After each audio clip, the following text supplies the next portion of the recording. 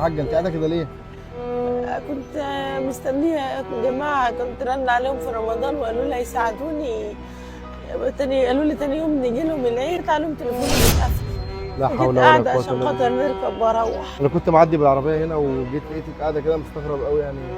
وانا قلت نقعد نرتاح عشان انا تعبانه اصلا، عندي سرطان وتعبانه، دخت من المواصلات. عندك عشان سرطان؟ عندي ورم في المخ. لا حول ولا قوه الا بالله. يعني الناس دي ما عندهاش رحمه؟ يعني قالوا لك تعالي لا حول ولا قوه الا بالله. لا حول ولا قوه. طب انت نفسك فيها حاجه ولا انت؟ لا حول ولا قوه الا بالله. طب ما تعيطيش، ما تعيطيش. طب انت محتاجه ايه طيب؟ معلش معلش. طب ممكن انت عايشه فين ولا قاعده فين وانا اروحك؟ قاعده في ابو المطامير في البحيره. قاعده فين يعني؟ مين اللي عايش معاك؟ عايشه انا وامي واخويا بالله ومعايا 3 عيال. 3 عيال؟ قاعدين في اوضه انا وامي واخويا وعيالي. طب ما الحمد لله اهوت يعني. ما هي انا قاعده عند اخوالي في اوضه على طول بيكرشونا منها، والله العظيم انا امبارح بنتي بتقول لي انا نفسي نشرب كوبايه ميه ساقعه يا امه. احنا ما عندناش اي حاجه خالص، والله العظيم ما عندنا اي حاجه خالص في البيت. ما عندكش اي حاجه في البيت خالص؟ لا، انا مش عاوزه شقه، انا نفسي حتى لو نقعد في اوضه بس ما عنديش يكرشني منها، كل يوم الناس بتكرشني منها. يجوا يمشوكي منها يعني.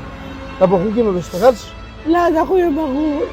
من المغول يعني تعبان اللي يعني؟ هم عنده 33 سنه معاذين. لا حول ولا قوه الا بالله. طب وابنك معاكي ابن؟ معايا ابن عنده 16 سنه، كان شغال في الدوكو وصدره وجع وقعد في البيت برضه. يعني انت كنت شغاله يا حاجه وبعدين لما تعبتي؟ انا كنت ببيع سمك. بتبيعي سمك؟ اه. لا حول ولا قوه الا بالله. طب انت جوزك فين يا حاجه؟ انا جوزي محبوس لي 4 سنين في وصلات امانه. مين اللي بيدفع الفلوس دي؟ انا اللي كنت ماسك ده لحد ما اتضايقت الدنيا بعلق. كانت الناس بتيجي تمسك فيا كل يوم يضربونا في البيت. يعني انت عليكي فلوس لحد دلوقتي يا حاجه؟ عليها فلوس وانا وامي اللي كنا بنسدوها. امي عندها 64 سنه بتطلع تشتغل في السوق بتبيع سمك، ودلوقتي ما عادش قادره تشتغل، وانا جاني مرض في دماغي ما عادش بعرف اشتغل. لا حول ولا قوه الا بالله. والله العظيم احنا ما هتلاقيين حتى ناكله، والله العظيم العيشه بقت غاليه وما هتلاقيين حتى ناكله، مش عارفه. لدرجه اللي في ناس كانوا بيقولوا لي تعالي، انا ما عادش عارفه نعمل ايه، والله العظيم ما عاد عارفه نعمل ايه. انا جيت في يوم من الايام خدت برشام عشان خاطر نموت وارتاح من اللي انا فيه. لا حول ولا قوه. لا حرام. انا عيالي بيعايروني بالعيشه اللي انا بعيشها لهم. انا هتموتي قاعدين على نفسك، حرام. العصيره، والله العظيم قاعدين على العصيره في الارض.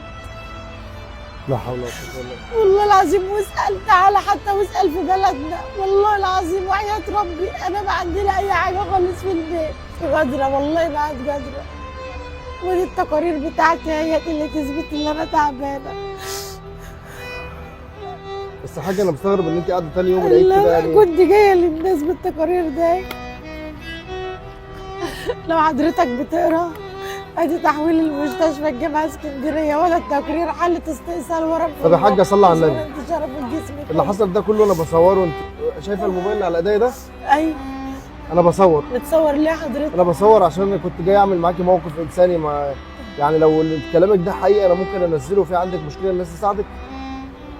لا، مش مشكلة. في عندك مشكله؟ لا.